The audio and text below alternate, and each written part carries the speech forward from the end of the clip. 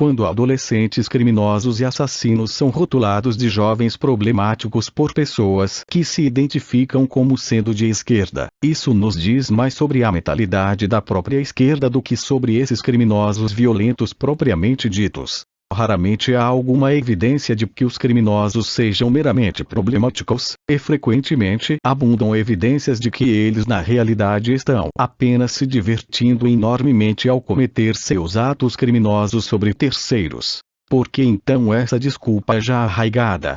Por que rotular adolescentes criminosos de jovens problemáticos e supor que maníacos homicidas são meros doentes? Pelo menos desde o século XVIII a esquerda vem se esforçando para não lidar com o simples fato de que a maldade existe, que algumas pessoas simplesmente optam por fazer coisas que elas sabem de antemão serem erradas. Todo o tipo de desculpa, desde pobreza até adolescência infeliz, é utilizada pela esquerda para explicar, justificar e isentar a maldade. Todas as pessoas que saíram da pobreza ou que tiveram uma infância infeliz, ou ambas, e que se tornaram seres humanos decentes e produtivos, sem jamais praticarem atos violentos, são ignoradas pela esquerda, que também ignora o fato de que a maldade independe da renda e das origens, uma vez que ela também é cometida por gente criada na riqueza e no privilégio, como reis, conquistadores e escravocratas. Logo, porque a existência do mal sempre foi um conceito tão difícil para ser aceito por muitos da esquerda.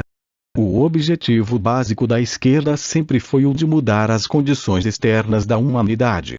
Mas e se o problema for interno? E se o verdadeiro problema for a perversidade dos seres humanos? Rousseau negou esta hipótese no século XVIII e a esquerda a vem negando desde então. Por quê? Autopreservação. Afinal, se as coisas que a esquerda quer controlar, instituições e políticas governamentais, não são os fatores definidores dos problemas do mundo, então qual função restaria à esquerda? E se fatores como a família, a cultura e as tradições exercerem mais influência positiva do que as novas e iluminadas soluções governamentais que a esquerda está constantemente inventando? E se a busca pelas raízes da criminalidade não for nem minimamente tão eficaz quanto retirar criminosos de circulação? As estatísticas ao redor do mundo mostram que as taxas de homicídio estavam em declínio durante as décadas em que vigoravam as velhas e tradicionais práticas tão desdenhadas pela inteligentsia esquerdista.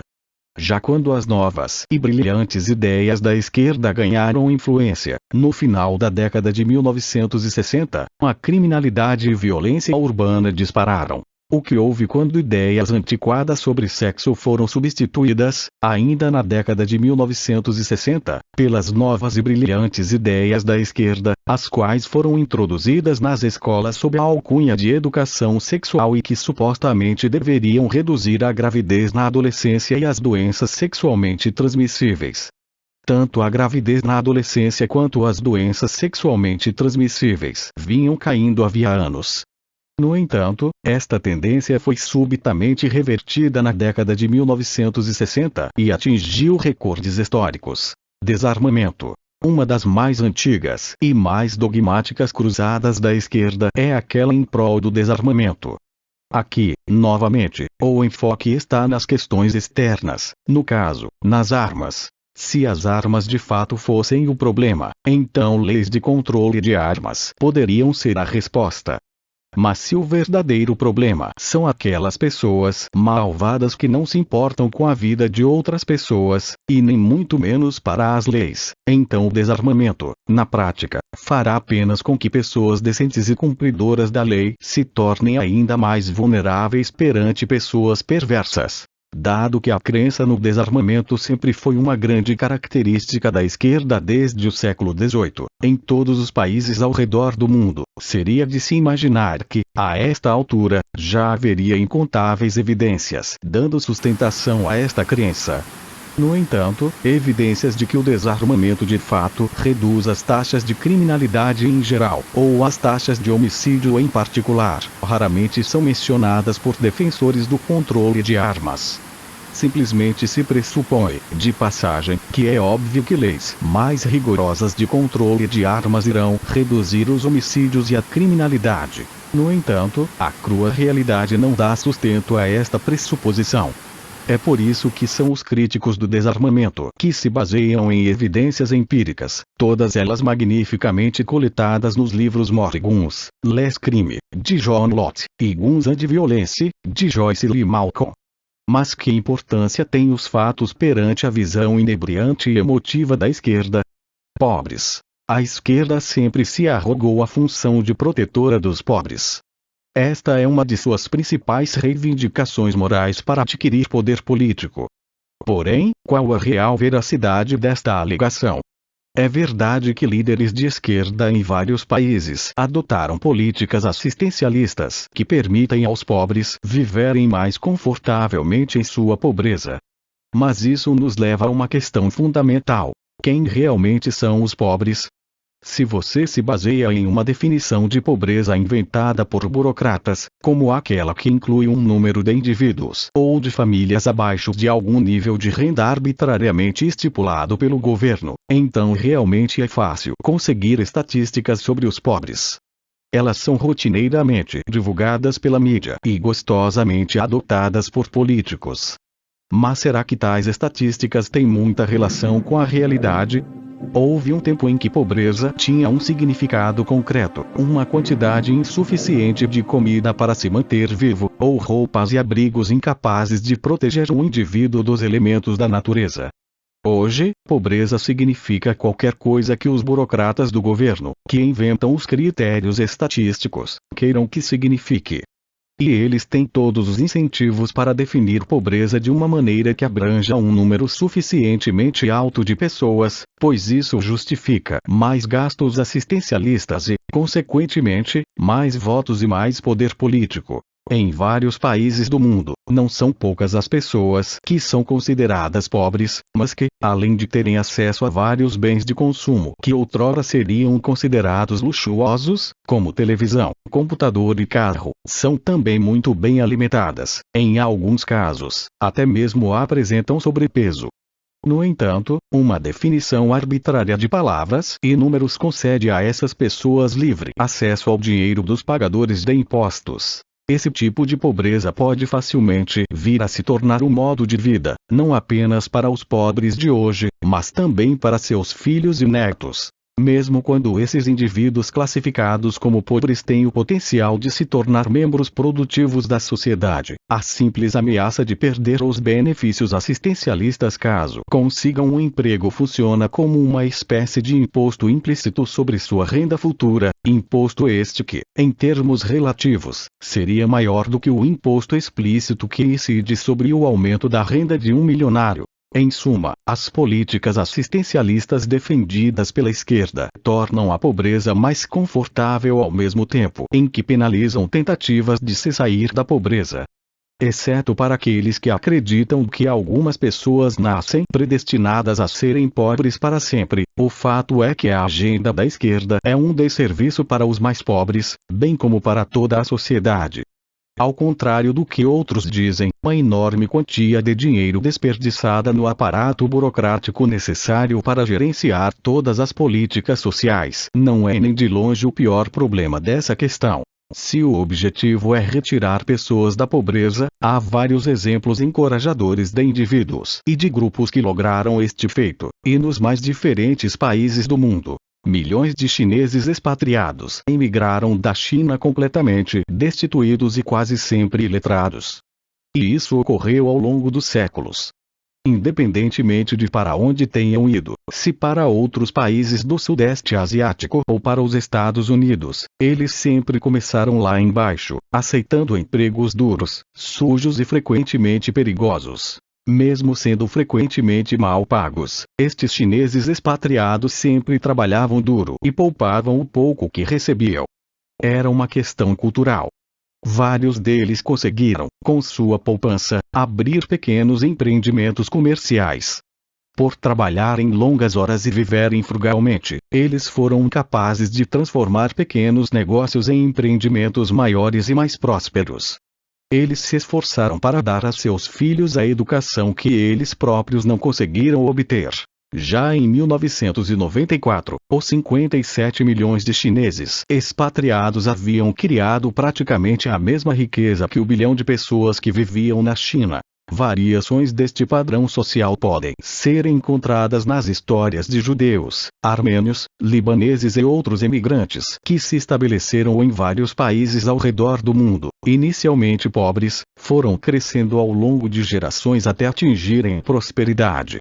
Raramente recorreram ao governo, e quase sempre evitaram a política ao longo de sua ascensão social. Tais grupos se concentraram em desenvolver aquilo que economistas chamam de capital humano, seus talentos, habilidades, aptidões e disciplina. Seus êxitos frequentemente ocorreram em decorrência daquela palavra que a esquerda raramente utiliza em seus círculos refinados: trabalho. Em praticamente todos os grupos sociais e étnicos, existem indivíduos que seguem padrões similares para ascenderem da pobreza à prosperidade.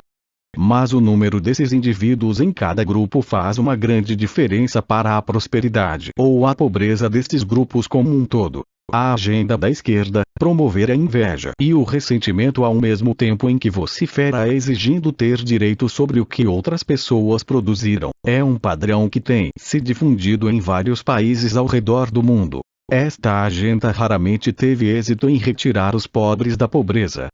O que ela de fato logrou foi elevar a esquerda a cargos de poder e a posições de autoexaltação, ao mesmo tempo em que promovem políticas com resultados socialmente contraproducentes. A arrogância. É difícil encontrar um esquerdista que ainda não tenha inventado uma nova solução para os problemas da sociedade. Com frequência, tem-se a impressão de que existem mais soluções do que problemas. A realidade, no entanto, é que vários dos problemas de hoje são resultado das soluções de ontem. No cerne da visão de mundo da esquerda jaz a tácita presunção de que pessoas imbuídas de elevados ideais e princípios morais, como os esquerdistas, sabem como tomar decisões para outras pessoas de forma melhor e mais eficaz do que estas próprias pessoas. Esta presunção arbitrária e infundada pode ser encontrada em praticamente todas as políticas e regulamentações criadas ao longo dos anos, desde renovação urbana até serviços de saúde.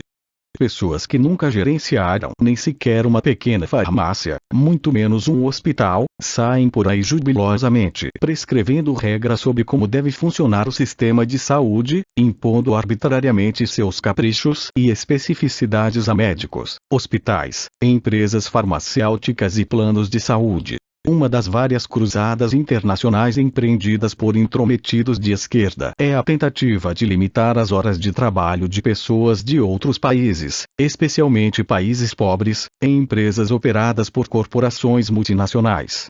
Um grupo de monitoramento internacional se auto-atribuiu a tarefa de garantir que as pessoas na China não trabalhem mais do que as legalmente determinadas 49 horas por semana. Porque grupos de monitoramento internacional, liderados por americanos e europeus abastados, imaginam ser capazes de saber o que é melhor para pessoas que são muito mais pobres do que eles, e que possuem muito menos opções, é um daqueles insondáveis mistérios que permeiam a inteligência. Na condição de alguém que saiu de casa aos 17 anos de idade, sem ter se formado no colégio, sem experiência no mercado de trabalho, e sem habilidades específicas, passei vários anos de minha vida aprendendo da maneira mais difícil o que realmente é a pobreza. Um dos momentos mais felizes durante aqueles anos ocorreu durante um breve período em que trabalhei 60 horas por semana, 40 horas entregando telegramas durante o dia e 20 horas trabalhando meio período em uma oficina de usinagem à noite. Porque eu estava feliz. Porque antes de encontrar esses dois empregos, eu havia gasto semanas procurando desesperadamente qualquer emprego. Minha escassa poupança já havia evaporado e chegado literalmente ao meu último dólar quando finalmente encontrei o emprego de meio período à noite em uma oficina de usinagem. Passei vários dias tendo de caminhar vários quilômetros da pensão em que morava no Harlem até a oficina de usinagem, que ficava imediatamente abaixo da ponte do Brooklyn, e tudo para poupar este último dólar para poder comprar pão até finalmente chegar o dia de receber meu primeiro salário. Quando então encontrei um emprego de período integral, entregar telegramas durante o dia, o salário somado dos dois empregos era mais do que tudo que eu já havia ganhado antes. Foi só então que pude pagar a pensão, comer e utilizar o metrô para ir ao trabalho e voltar. Além de tudo isso, ainda conseguia poupar um pouco para eventuais momentos difíceis. Ter me tornado capaz de fazer isso era, para mim, o mais próximo do nirvana que já havia chegado. Para a minha sorte, naquela época não havia nenhum intrometido de esquerda querendo me impedir de trabalhar mais horas do que eu gostaria. Havia um salário mínimo, mas, como o valor deste havia sido estipulado em 1938, e estávamos em 1949, seu valor já havia se tornado insignificante em decorrência da inflação. Por causa desta ausência de um salário mínimo efetivo, o desemprego entre adolescentes negros no ano de 1949, que foi um ano de recessão, era apenas uma fração do que viria a ser até mesmo durante os anos mais prósperos desde a década de 1960 até hoje. À medida que os moralmente ungidos passaram a elevar o salário mínimo, a partir da década de 1950, o desemprego entre os adolescentes negros disparou. Hoje, já estamos tão acostumados a taxas tragicamente altas de desemprego neste grupo, que várias pessoas não fazem a mais mínima ideia de que as coisas nem sempre foram assim, e muito menos que foram as políticas da esquerda intrometida que geraram tais consequências catastróficas. Não sei o que teria sido de mim caso tais políticas já estivessem em efeito em 1949 e houvessem me impedido de encontrar um emprego antes de meu último dólar ser gasto. Minha experiência pessoal é apenas um pequeno exemplo do que ocorre quando suas opções são bastante limitadas. Os prósperos intrometidos da esquerda estão constantemente promovendo políticas, como encargos sociais e trabalhistas, que reduzem ainda mais as poucas opções existentes para os pobres.